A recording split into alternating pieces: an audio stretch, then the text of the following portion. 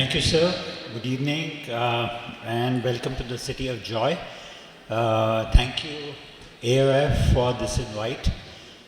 This topic is dear to me. I'm quite passionate about it. And the only thing which actually makes sure that you don't get CSR is this. This was my trip to the Everest Base Camp. And the reason I show this, because Dr. Shubhendu Mural, we had a long discussion before I took this trip. He said it's a challenge, dhyan se karna, walk like a monk. So there's no financial disclosure relevant to this presentation. This is what CSR is all about. Either it's acute or chronic. We are talking about a CSR with a central leak and a chronic CSR. This is the systemic medications which my worthy opponent is going to discuss. Whenever you have so many therapies or remedies or recipes available, you know that none of them actually work. But nonetheless, we have these options available. The systemic medications, the thermal laser, which we used to do long time back, but not for a subfoveal or a central leak. PDT, which is not available, the dye is not available, and micropulse laser, which I recommend.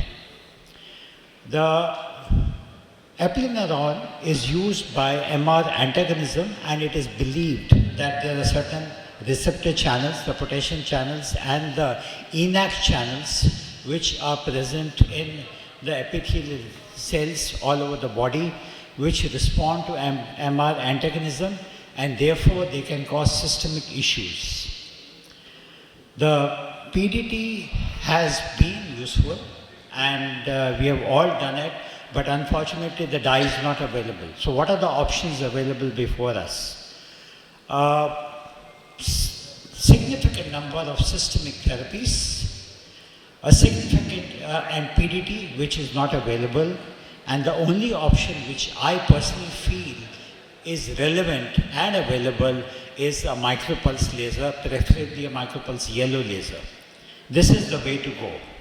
My treatment protocol for the subthreshold micropulse laser is I do not treat these patients in the acute CSR stage. If no improvement happens in about 8 to 12 weeks, we go ahead and treat these patients with subthreshold micropulse laser. I do not use, other than antioxidants, I don't use anything else. I do tell them to de-stress, stop smoking, and use antioxidants. These are the various subthreshold laser options available today world over. And the difference between subthreshold laser and micropulse laser is that a micropulse laser will not leave a remnant in the OCT or an angiogram or usually in an autofluorescence. This is how it works. The continuous wave laser is electronically chopped into pulses where the laser is delivered, and a time which is the relaxation time or the tissue relaxation time, and it allows the melanosomes within the RP cells to recover, and that is the key, that micropulse laser is not damaging.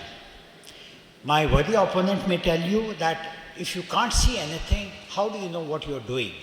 So here is the proof which was done on cell cultures. If you see the ETDRS, on your left is a burn which is created by a normal laser. The area which becomes anoxic actually is a retina which is of no use to us. It is the area around it, the halo, which secretes certain factors, which is why you get a benefit in diabetic retinopathy or in any other condition for which laser has been given. Now this is because of creation of heat shock proteins, and that is what is produced by micropulse laser without causing any damage. And if you see carefully, when the micropulse laser gets activated, you can see this change happening in the cell layer. So even if you are not able to see it, that is because you are not able to demonstrate it, but this effect is definitely occurring. We are now collecting a data. We have about 34 patients of chronic CSR, which I have followed for over now more than 7 years.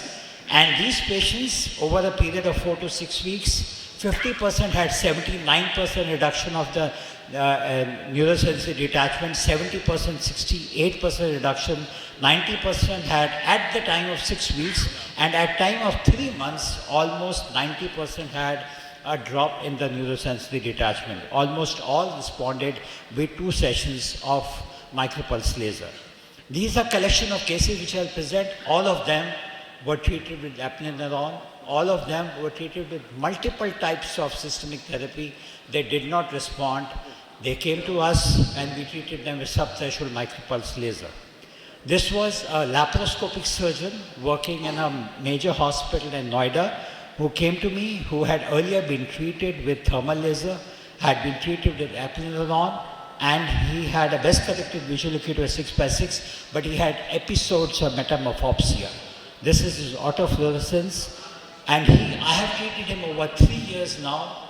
He comes back, it has to be repeated, but the macula settles down, the vision improves, metamorphopsia improves. And the question he asked me is, why did your colleagues did not refer me for subthreshold micropulse laser? I just smiled because I don't have an answer for that. You know why? This is a second case of chronic CSR. Again, a 58-year-old male, chronic CSR for 14 months, again treated with micropulse laser, responded well.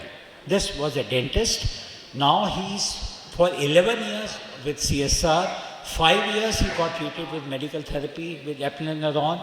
This is his right eye, left eye. Right eye, he had a small suspicious CNVM. We treated with aflibercept, and then we treated with with the subthreshold micropulse laser. Once the right eye, we thought that the CNVM has responded, we went ahead and treated that eye also with micropulse. Now, initially with the micropulse treatment, for the initial 23 days, we've had different times, the neurosensory detachment may increase, the vision may or may not drop, but eventually they all respond, and you can see here how the patient responded well. This is an ophthalmology resident who was coming from out of Delhi. He was under a tremendous amount of stress, so I have treated him over 3 years of his residency 3 times, and he has responded extremely well. Now he has passed out, become a specialist doctor.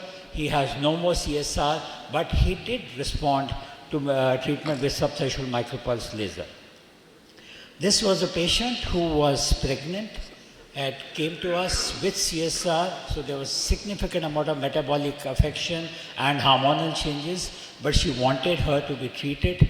We went ahead and did a micropulse laser. You can see this image on the 47th day. This is on the 90th day, and the patient responded well. This is her octa. So micropulse laser does work. And I'm bringing back the patient who was a laparoscopic surgeon and who asked us this question. And the answer is that if you treat properly, so how do I manage my patients? We always have a multimodal imaging. We always take autofluorescence. We always treat in areas which have a normal fluorescence, not a hypoautofluorescence. And these areas, we first do a test burn, like this, in an area which is nasal to the disc. After having done test burn in the micropulse mode, we go ahead and treat these patients, and they do well.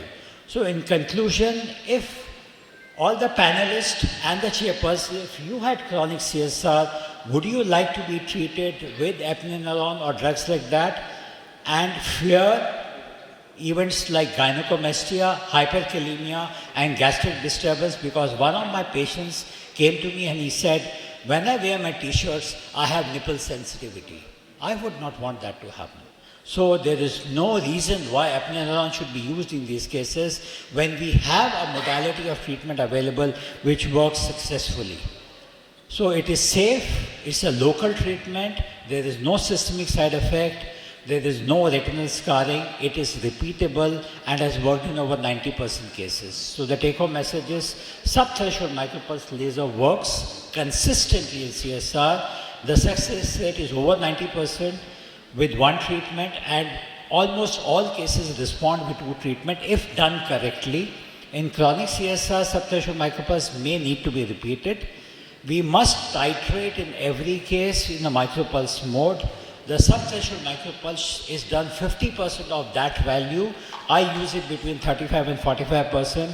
Apnodone alters the hormonal milieu and may have significant side effects since it is to be taken for a long time. So I would personally feel that it should be avoided. It's not worked in my hands. Thank you very much. Thank you, Ajay, for putting forth your opinion about micropulse laser.